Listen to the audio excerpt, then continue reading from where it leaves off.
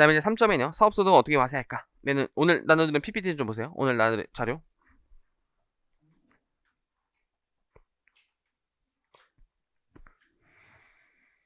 사업소득 과연 어떻게 과세할까? 소득세를. 첫 번째, 종합과세가 될 수도 있고 분리과세가 될 수도 있는데 분리과세 딱 하나밖에 없고요. 대원칙은 종합과세요. 사업소득자는 대원칙이 그냥 종합과세예요. 종합과세. 그냥 5월에 종소세 신고를 하셔야 돼요. 그럼 그 근거가 왜냐? 원천징수가 안 돼요. 보통 사업자는. 사업자한테 돈을 주는 자는 누구죠? 사업자한테 돈을 준 자. 대부분이 소비자예요. 소비자. 그쵸? 뭐 음식점업자, 물건 판매한 자, 소비자가 물건 사가지고 사업자들이 돈 버는 거잖아요. 그럼 원천징수라는 거 소득 지급하는 자가 세금 떼는 건데, 예를 들어 삼성전자에서 휴대폰 사고 100만원 줬다. 20%뭐 세금 떼는 거예요. 원천징수. 말이 안 되잖아요. 소비자가 원천징수 세금을 내는 게 더 불편한 일이잖아요. 그래서 원천징수 안 되니까 5월에 종소세 신고하는 게 대원칙이에요. 대원칙. 이 위에 칸이 거의 다 적용되는 사업소득자인데, 예외적으로 원천징수를 하는 사업소득이 있다라는 거예요. 첫 번째가 의사나 그 프리랜서 같은 인적 용역, 부가세에서 면제되는 자들이에요. 부가세에서 면제되는 자들. 이런 이 자들은 사실상 개인의 근로자와 유사하죠. 그렇죠? 개인의 약간 프리랜서잖아요. 개인의 프리랜서 근로자 성격이 있잖아요. 그래서 원천징수를 하고요. 대신에 5월에 종소세 신고를 하셔야 돼요. 심지어 보험 모집인이나 방문 파견이나 저희 그 요구르트 아주머니들 있죠. 요즘 막 차 타고 다니면서 굉장히 좀 느낌이 있어 보이잖아요. 이제 그분들은요. 완전히 근로자인데 성격은 사업소득이에요. 성격이 사업소득. 영리성, 계속반복성, 독립성이 있어요. 독립성. 종속성이 아니라 자기가 판만큼 버는 거야. 판만큼 버는 거. 그러니까 회사가 시킨 대로 하는 게 아니라 그 수당으로 받는 거잖아요. 판매하는 걸로. 뭐 일정 고정급에 플러스 알파 이렇게 받을 수도 있겠지만 사업소득자야. 사업소득자. 근데 세금 신고를 그럼 스스로가 해야 되는데 힘들잖아요. 그래서 연말정산이라는 걸 해줘요. 근로자처럼. 연말정산 근로자에서 열심히 배울 텐데 아무튼 근로자처럼 연말정산이라는 걸 해준다. 즉 회사가 세금 계산을 대신 해줘요. 저 보험회사, 저기 뭐 음료품 회사, 방문 판매 회사가 세금 계산을 대신 해주는 게 연말정산이라고 보시면 돼요. 연말정산. 그래서 그런 이제 예외적인 상황이지 대원칙은 제일 위에 칸이에요. 근데 이제 작년부터 이게 신설됐죠. 분리과세 사업세 하나 들어왔어요. 2천만 원 이하의 주택 임대소득은요. 분리과세를 하되 이것도 원천징수가 안 돼요. 저 주택임대소득자한테 돈을 지급하는 자는 임차인이라고 했죠. 임차인이 월세를 주면서 세금을 뗀다는 거는 더 불합리한 일이에요. 그래서 세금을 뭘 한다고. 그래서 원천징수 안 되니까 5월에 신고는 하되 분리과세라는 거예요. 분리과세. 그럼 저 분리과세는 완납적 원천징수가 아니라 종합소득에 합산하지 않는 분리과세예요. 이배사 근영기랑 합쳐서 누진세율이 아니라 이 임대소득만 빼서 14% 세율로 별도의 세액을 계산해요. 그 분리과세. 원천징수가 안 된다요. 그래서 얘를 이제 책에서는 뭐라고 불리냐면요. 신고 납부 분리과세다 이런 표현 쓸 거예요. 신고 납부 분리과세다. 5월에 신고 납부해야 되는데 이배사 근영기에 합산되지 않는다. 그래서 분리과세다. 사업소득의 과세가 뭐 이렇게 크게 나눠져 있어요.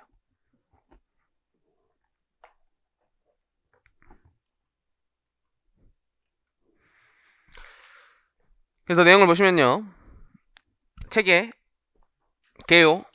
일반적인 사업소득은요. 종합소득 과표합산에서 기본세율로 과세한다. 이게 종합과세 대원칙이에요. 대원칙. 사업소득자는 원천징수가 보통 안 당하기 때문에 종합과세예요. 종합과세. 그래서 원천징수되는 원칙적으로 분리과세 소득은 존재하지 않지만 괄호에 예외적인 분리과세 주택 임대소득 과세 특례라는 게 있다고 뒤에서 자세히 배울 거예요. 그리고 대부분의 사업소득에 대해서 원천징수 하지 않지만 원천징수 또는 납세 조합 징수 대상이 되는 경우가 있는데 그 내용을 좀 보세요. 그래서 오른쪽에 먼저 원천징수 되는 거. 의료보건 용역, 인적 용역자. 그래서 이거 개인이고 근로 성격과 유사하기 때문에 세금을 포착할 필요가 있어요. 원천징수를 안 하면 스스로 세금 신고를 안 했을 때 과세 가능성이 몰라요. 그래서 원천징수 좀 해야 된다는 거예요. 그래서 원천징수는 다음 달 10일까지 당연히 납부하는 거 대원칙이고요. 세율을 좀 외우실 필요가 있어요. 첫 번째 3%. 이게 3.3% 뗀다. 그 3%예요. 3%. 실무에서 3.3% 뗀다. 3%. 저희 알바하면 3.3% 떼는 게 요 사업소득자로 들어가서 그런 거예요. 알바로 안 들어가고요. 그냥 인적 용역자로 들어가요. 인적 용역자로. 근데 괄호에 20%짜리가 하나 신설됐어요. 이것도 작년에. 혹시 모르니까 외우셔야 돼. 이건 1차 말문제로. 그래서 이런 경우가 있었어요. 즉 스포츠 선수들도 사업소득자예요. 연예인도 사업소득자고요. 저는 개인적으로 야구는 그렇게 좋아하지 않지만 그래도 응원을 한다면 하나예요. 하나. 이상하게 하나예요. 근데 꼴찌죠. 꼴찌예요. 잠깐 잘했다가 다시 꼴찌로 왔죠. 근데 유현진 선수가 있었을 때 유현진 선수의 그 9위를 보기 위해서 하나 팬이 됐었어요. 와, 그렇게 타사가 물타석인데도 그 선전투에서 1대0으로 지고 저요. 아니 2대1로 지고 막 이랬단 말이에요. 그러다 이제 다저스로 갔죠. 그래서 한 번 그래도 하나 팬은 한 번 하나 팬이죠. 그래서 갔는데 다행히 그 이후에 막 김성근 감독님도 갑자기 오시고 이래서 한참 부흥이 올렸어. 가을 야구 하고 이래가지고 난리 났었어요. 그때는 진짜 야구 볼만 있었어요. 다시 그 이후로 뭔가 무너졌죠. 무너졌어요. 굉장히 무너졌어요. 지금은 아예 안 봐요. 그래서 어쨌든 그런 야구 선수들한테도 돈을 줄 때 사업소득자이기 때문에 3.3%를 뗀단 말이에요. 이제 지방소득세 빼면 3%를 뗀단 말이에요. 근데 이런 경우가 있었다는 거예요. 외국인 용병 투수가 있잖아요. 외국인 용병 투수. 근데 하나가 특히 외국인 용병 투수 운이 없었어요. 자꾸 말썽을 일으키고요. 잘 못 던져요. 뭐 음식이 안 맞는지 뭐가 안 맞는지 금방 교체됐어요. 금방. 그럼 걔한테 처음에는 거액의 그 계약금을 줬을 거 아니에요. 뭐 10억, 20억, 막 100억 막 이런 식으로 막 엄청난 계약금을 주잖아요. 그거에 3%를 뗀단 말이에요. 근데 이제 갑자기 못해가지고 계약금을 이제 위반해서라도 그냥 이제 포기해버리는 거 많단 말이에요. 그럼 자국으로 돌아가겠죠. 근데 이제 예를 들어 내가 계약금을 1월에 받았는데 12월까지 개 못해가지고 여기 계약 취소해가지고요. 본국으로 갔어요. 근데 소득세 5월에 신고해야 되죠. 미국으로 이미 톡껴가지고 연락이 두절돼요. 그럼 3%밖에 세금을 못 냈단 말이에요. 근데 원래 3%는 뭐죠? 예납적 원천징수예요. 3% 떼고 세금 끝이 아니라 5월에 다시 세금 계산을 제대로 해야 되는데 포착 목적으로 그냥 3%만 깨작 뗀 거예요. 근데 외국인이 본국으로 돌아가서 전화해보면은 FUCK를 날리는 거죠. FUCK를. 뭐야 이 새끼. 뭐야. 나 너 안 맞아. 코리아 안 맞아. 이러면서 떠났는데 거기서 갑자기 세금 신고도 하라 그러니까 그냥 연락 두절된단 말이에요. 그래서 애초에 세금을 많이 떼자라고 바꿨어요. 그게 꽃표시예요. 꽃표시. 외국인 직업 운동가가 프로 스포츠 구단과의 계약이 가로에 3년 이하의 경우를 한정하다. 이렇게 단기 계약을 해서 뭔가 중도에 취소될 수도 있다는 거예요. 그때는 20% 세금을 많이 떼자. 톡낄 수도 있다. 자국으로 톡낄 수도 있다. 그러니까 20% 세금을 애초에 좀 따자. 왜냐면 나중에 비거주자 배울 때 비거주자의 원천징수가 20%예요. 그거랑 맞춘 거예요. 그거랑. 그때 원천징수 대상 사업소득은 뭐냐? 부가세가 면제되는 의료보건 용역. 그 다음에 저술가, 작곡가 등 인적 용역. 이거 면세 파트에서 배웠잖아요.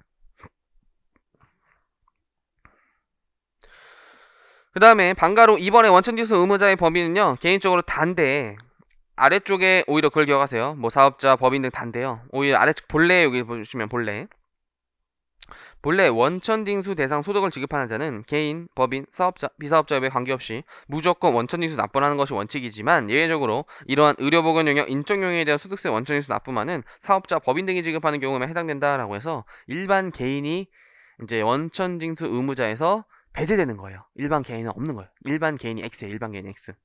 개인이 빠지는 거예요. 개인이. 왜냐면 의사한테 내가 비염이어가지고 10,000원을 결제하고 세금을 뗀다는 거예요. 원천징수가. 그래서 개인은 뺀다는 거예요. 개인은 뺀다는 거. 사업자만. 근데 의사들한테 의료기기를 제공하는 사업자들이 있겠죠. 그 사람들은 사업기기 팔고 물건 이제 팔았을 때 원천징수 하는 거예요. 원천징수 하는 거. 근데 일반 개인은 원천징수 안 하는 거예요. 세금은 원래 더 그 협력 의무가 높은 사람들이 하는 거예요. 그 말이 한 줄 써있고요. 그 다음 방가로 3번의 연말정산은요. 근로소득자 보고 좀 넘어올 거예요. 근로소득자 보고 넘어와서 체크할 거예요. 그거랑 똑같고 이제 대상자들만 좀 기억하세요. 보험 모집인, 방문 판매원, 음료품 배달월, 간편장부 대상자에 한정한다. 그래서 간편장부 대상자 왼쪽에서도 일정 수익금의 이하인자죠. 이하인자. 그 간편장부 대상자로서 이렇게 근로소득과 성격이 유사한 사업자예요. 사업자. 그 사람은 법인이 세금 계산을 대신해준다라고 보시면 되는 거예요. 한자 넘어가셔가지고요. 350페이지. 봉사료는 그냥 5% 있다 정도만 기억하세요. 봉사료는 그냥 5% 있다. 원천징수율이 봉사료는 5%다 정도만 보세요. 그 다음에 오른쪽에 351의 납세 조합 징수는요. 이게 뭐 농축수 판매업자 이 사람들 세금 잘 모를 거 아니에요. 주로 전통시장에서 이렇게 판매하는 사람들이에요. 전통시장에서. 전통시장이 또 느낌 있죠. 저도 전통시장을 좀 더 좋아해요. 전통시장에서 이렇게 뭔가 현금 결제로 검은 비닐봉투로 사는 게 약간 정감 있고 또 배고플 때 분식집이나 뭐 닭강정 이런 거 먹고 이런 것들이 느낌 있어요. 신림역의 신원시장이라고 거기가 좋더라고요. 저는 거기 이제 어렸을 때 좋은 기억들이 많아요. 거기 살았었어요. 거기 살았어서 거기서 이제 막 할아버지랑 이제 막 할아버지가 손잡고 장난감을 사줄 때가 있었어요. 근데 지금은 이제 돌아가셨지만 아주 어렸을 때. 근데 할아버지가 굉장히 동네 그 인싸였어요. 지금 용어로 보면 인싸. 약간 이장님 이런 느낌이었어요. 진짜 핵인싸였어요. 핵인싸. 그럼 시장 사람들이 다 나와가지고 막 할아버지를 맞이해요. 왜? 근데 할아버지가 그런 또 약간 되게 스토리가 많더라고요. 그런 인싸인 또 굉장히 아무튼 막 어려울 때 막 도와주고 막 이런 성격인가 봐요. 막 나서고 약간 이렇게 그 성격을 좀 제가 물려받은 것 같아요. 좀 깝치는 스타일, 나대는 스타일, 약간 인싸 스타일, 인싸 성격으로.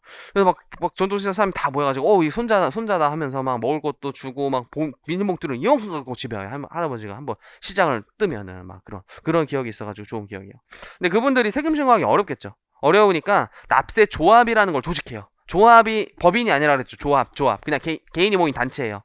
왜냐면 세금이 어려우니까 세금 신고를 대신 해주는 납세 조합이라는 걸 만든 거예요. 그래서 그 전통시장에 사람들의 세금을 대신 신고해 주는 거죠. 그때는 혜택을 주는 거예요. 그럼 서로 좋죠. 국세청도 세금이 들어오고 나중에 세금 안 냈을 때 막 추징해야 되는데 힘들겠죠. 그러니까 서로 좋잖아요. 그래서 유도하기 위해서 납세조합원의 사업소득에는 소득세에 납세조합 공제라는 금액을 좀 빼줘요. 그게 세액의 5%를 빼줘요. 원래 10%였는데 너무 크다라고 해서 5%로 좀 줄었어요. 납세조합 공제한 후의 금액을 원천 징수해서 다음 달 10일까지 내다오. 납세조합 징수예요. 그 다음에 4점의 사업소득 계산부터는요. 법인세를 보고 넘어올 거예요. 법인세 다 배우고 넘어올 거예요. 그래서 일단 쭉 넘어가시면요. 이제 법인세를 몰라도 공부할 수 있는 파트를 볼 거예요. 366페이지. 366. 6점의 부임소득이에요. 부임소득. 중요해요. 이제 부동산 임대업 소득은요. 올해 2차에 거의 초 A급 주제예요. 초 A급 주제. 올해. 1차에서도 원래 잘 나오고요. 강정 실무에서도 항상 이슈가 되는 그런 업종이죠. 부동산 임대업 소득 금액. 잘 보셔야 돼요. 그래서 부동산 임대업의 소득 금액이 과거에는요. 별도의 소득이었어요. 그냥 별도의 부동산 임대업 소득이라는 명칭이 있었는데 굳이 분리할 필요가 있냐라고 해서 사업소득 범위에 집어넣었어요. 사업소득 범위에. 그래서 넓게는 이제 현행세법에서 사업소득이요. 그래서 사업소득을 공부하실 때는 사실 수업 목적으로는 이렇게 크게 이해하셔야 돼요. 부동산 임대업 사업소득과 그 외 사업소득. 둘의 성격이 완전히 달라요. 그래서 그 외 사업소득은 대표적으로 뭐 제조업 이런 게 있겠죠. 시험에 가장 많이 나오는 게 제조업, 도매업. 그래서 일반 사업소득이랑 보통 불려요. 일반 사업소득이랑 보통 불리고요. 부동산 임대업 소득은 그냥 부동산 임대업 소득이랑 불려요. 이렇게 좀 사업소득을 크게 둘로 나눌 필요가 있다라는 거예요.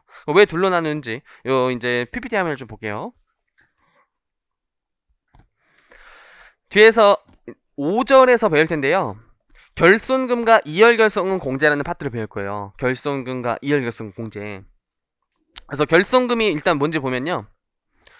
사업자가 빚이 기록한 장부에 의하여 해당 과세기간의 사업소득을 계산할 때 발생한 결손금이라고 나와있죠. 그래서 사업소득에서 나오는 거예요. 이런 거 결손금은 사업소득에서만 나오는 거예요. 사업소득에서. 왜냐면 결손이라는 건 마이너스 뜬 거예요. 실제 마이너스. 내가 사업을 했는데 매출액이 더 많은 게 아니라 경비가 더 많은 거예요. 마이너스 뜬 거예요. 마이너스 뜬 거. 그럼 내가 1년 중에 소득을 계산해봤는데 은행에서 이자를 한 1,000만 원 받았어요. 근데 사업소득에서 마이너스 뭐 500만 원 뜬 거예요. 그럼 이 사람의 실제 소득은 500인 거죠. 이자에서 1,000만 원 얻었지만 사업에서 마이너스 5가 떴으니까 이 사람의 1년 소득은 500인 거잖아요. 소득세가 종합소득 합산해서 과세하잖아요. 그래서 이때 500만 신고해야 돼요. 500만. 그래서 이걸 세법 용어로는 이걸 결손금이라고 하고요. 결손금을 공제한다라고 해요. 결손금을 공제한다. 그래서 결손금 공제. 근데 이자 소득이 올해 없어요. 그냥 마이너스 5만 뜬 거예요. 공제할 게 없죠. 2월 돼요. 미래로 간다라는 게 2월이에요. 2월. 그래서 내년 소득에서 공제할 수 있어요. 그래서 최대 10년까지 2월 돼요. 현행세법으로. 10년까지. 근데 내년 15년으로 아마 바뀔 거예요. 어쨌든 이렇게 사업소득에서 마이너스 뜨는 거예요. 그럼 왜 또 사업소득에서 마이너스 뜨냐 이렇게 생각할 수 있는데 이자소득은 필요경비가 없죠. 필요경비가 없으면 마이너스가 뜰 수 없는 거예요. 그쵸? 그냥 플러스네 플러스. 배당소득도 필요경비가 없죠. 근데 사업소득은 이제 결혼소득 뜨는 거고 그 다음에 근로연금도 필요경비가 없어요. 근로연금도 근로소득 공제, 연금소득 공제라는 걸 빼주는 거지 필요경비가 없잖아요. 그래서 마이너스 뜰 수 없어요. 유일하게 기타 소득이 마이너스가 뜰 수도 있는데요. 장부 비치 기록을 안 해요. 기타 소득은. 그래서 그 경비가 실제적으로 확인이 잘 안 되고 거의 뜨는 일이 없다고 보시면 돼요. 이제 공부해 보시면.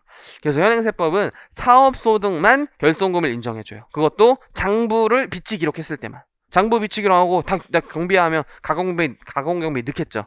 다 때려 박을 거 아니에요. 그래서 장부 비치 기록한 장부에서 확인이 됐는 결손금만 빼줘요. 그때 그 결손금을 어떤 이제 다른 소득에서 공제한다 뒤에서 이제 자세히 배울 거고요. 지금은 결손금을 공제할 수 있다 다른 소득에서 이런 개념만 보면 되는데 이제 2항에 예외가 있어요. 1항에도 불구하고 이렇게 공제할 수 있는 규정에도 불구하고 다음 중 어느 하나에 해당하는 사업 괄호에 이제 부동산 임대업을 부른대요. 부동산 임대업에서 마이너스 뜬다. 마이너스 잘 안 뜨겠지만 사업 초기에 뜰 수 있어요. 왜냐면 감가상각비 금액이 커요. 건물이 뭐 10억짜리면 뭐 10년만 감가상해도 1억씩 경비가 빠지잖아요. 그러니까 마이너스 뜰 수 있단 말이에요.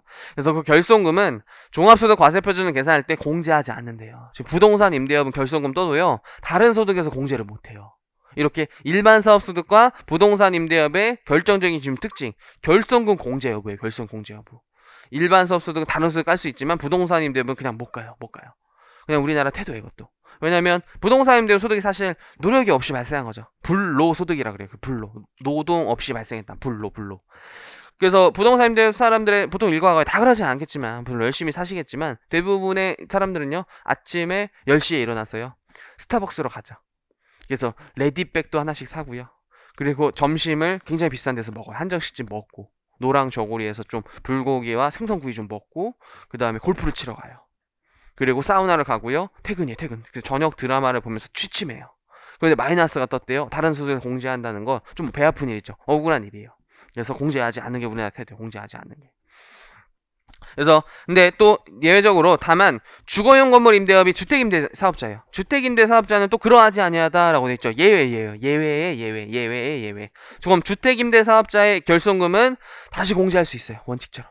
그래서 이거까지는 이제 나중에 또 자세히 배울 거예요. 어쨌든 지금 부동산 임대업 소득, 주로 상가 임대업 소득은요, 다른 소득에서 공제가 못하고 자기 소득에서만 깔 수 있어요. 자기 소득. 미래로 이렇게 넘어가가지고 다른 자기 소득에서만 공제가 가능해요. 그럼 부동산 임대업 뭐냐? 1점에 부동산 또는 부동산상의 권리를 대여하는 사업이라고 나와 있어요. 이게 가장 일반적인 부동산 임대 사업이죠. 부동산상의 권리를 대여하는 사업. 그리고 부동산상의 권리 좀 이따가 배울 거예요. 그 다음 2점에 공장재단, 광업재단을 대여한 사업도 부동산 임대업이고요. 3점은 참고 목적으로 보셔야 돼요. 뭐 채굴에 관한 권리로서 대통령이 정하는 사업. 그래서 주로 1호에 해당되는 게 가장 일반적인 부동산 임대업이죠. 그래서 이런 특징을 잘 기억하셔야 된다. 책의 내용을 좀 보시면요.